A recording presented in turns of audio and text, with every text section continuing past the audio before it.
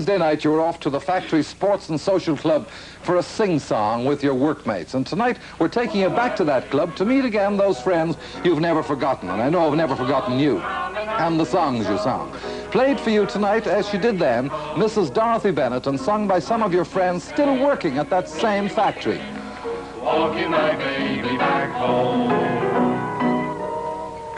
Hello, Shirley. Do you remember when we worked together and the day Miss O'Neill sent for me to ask you if you could keep your voice down? She didn't mind you singing, but not so loudly. I remember that, Josie. We used to work on the belt together. But still, Shirley, I didn't mind you singing. We all thought it was great. Now, you haven't seen that club for nearly 20 years, but you're going to meet those friends sooner than thought because they're here now. Come in. Dorothy Bennett, Terry Edwards, George and Nancy Llewellyn, and Josie Downey.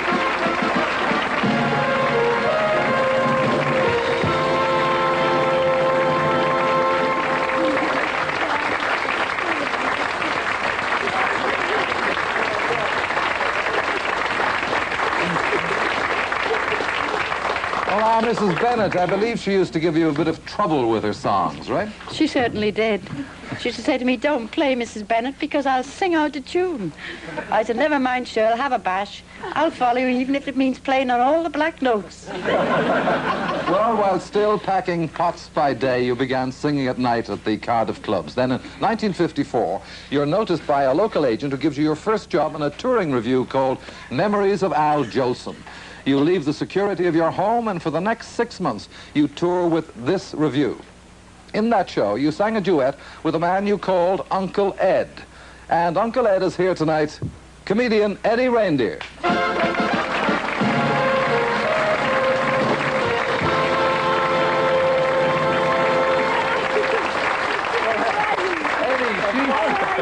She called you Uncle Ed, but you had a pet name for her too, hadn't you? Yeah, well, we used to have a little game switching names, and one day she called me Reddy Reindeer, and I called her Burley Chassis. That's how it got about. Yeah, Burley Chassis. Also helped you, didn't you, Eddie, with her very first record? Oh, yes. Well, you see, the show was coming off at Wood Green, and I thought, now, if I make a test record with her, I might get her on the discs, you see. So we went up to a little place just off Shaftesbury Avenue, didn't we? Yes. And we made this little record. As a matter of fact, we made two. One for Shirley to take home to her dear mum, and one for me to take round the record companies. Well, I didn't have any luck with mine. I couldn't whip up any interest at that particular moment. But that is show business. Yeah. But Mum had a lot of luck with hers, didn't you, Mum? As a matter of fact, it was worn out in about 6 weeks. But I've got mine here now. No. Would you like to hear it? It's never been broadcast before, but we have, as Ed says, that one copy. And Shirley, this is what you and Eddie sounded like 18 years ago. By the light of the silvery moon, I love to spoon,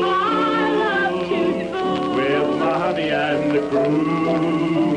Love you, honeymoon, we'll be shining in June, your silvery beams will ring love sweet, we'll be cuddling soon by the silvery moon.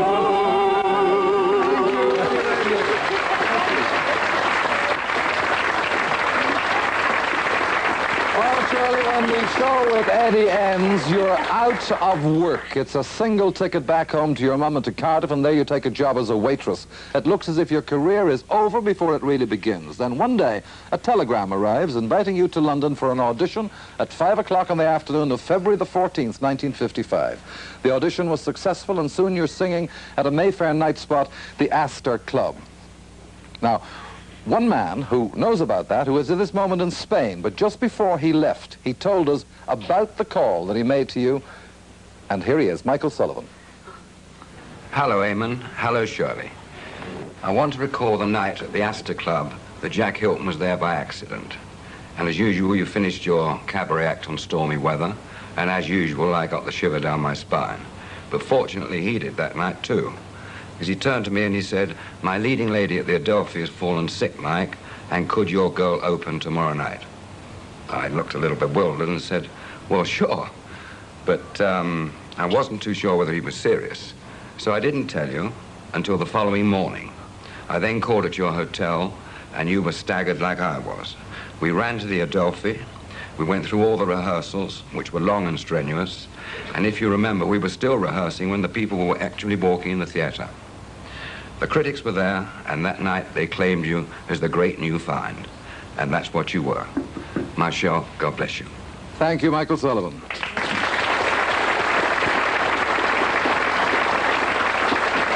Well, it was a fantastic moment, and as Michael said, next morning the papers were hailing the birth of a new star. And you, Mrs. Bassey, received a very special telegram at home that day. Yes. She said, I want you all to come to London. She said, if you haven't got the money, she said, borrow it. She said, and I'll pay you when you come to London.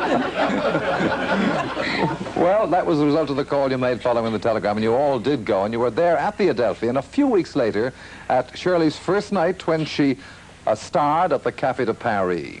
Now, that night, everyone wanted to come back to your small dressing room there, but you're only allowed two, there was only room anyway, to have this picture taken here. You see it over there, a picture of your mother and the man you dedicated one of your songs to. A keen fan has been at many of your opening nights since, one of the stars of this year's Royal Variety Performance, top international entertainer, and he's here, Liberace.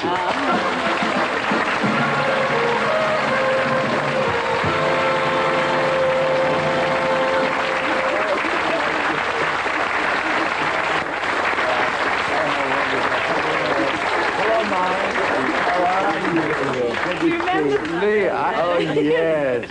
I believe, Lee, that your admiration for Shirley's singing caused you a little trouble in traffic recently, right? Well, that's true. I don't think Shirley knows this, but I have all of your records, and I stopped to pick up your latest one at the time, which was a car tape of something else. Yeah. And I put it in my car, and I got on the Los Angeles freeway, and I'm driving along, and all of a sudden, you came to this fabulous song called Excuse Me. Yeah. And I couldn't drive and listen at the same time, so I pulled into an illegal zone so I could listen to your record, and I almost got arrested. And a cop pulled by, you know, and he said, "What are you doing here?" And I said, "I'm listening to Shirley Bassey." And he looked at me as though I was, you know, gone potty. And but I love you so much, and I have all your records. What makes you admire her so much as an artist, Lee? Well, Shirley is the stuff that stars, superstars, are truly made of. Everything she sings is from within. She is an intense singer, an exciting singer, an electric performer, and I've seen her take an audience and put it right in that magic hand of hers, and only a great, great artist with great talent can do that, and she is that.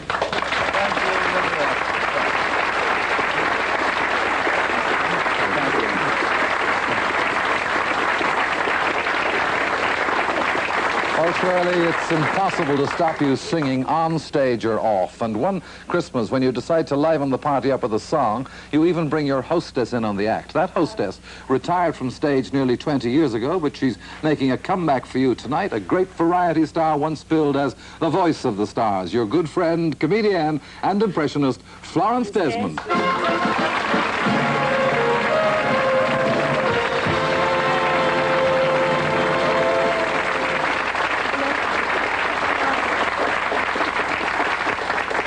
Tell me, how did Shirley begin her impromptu cabaret?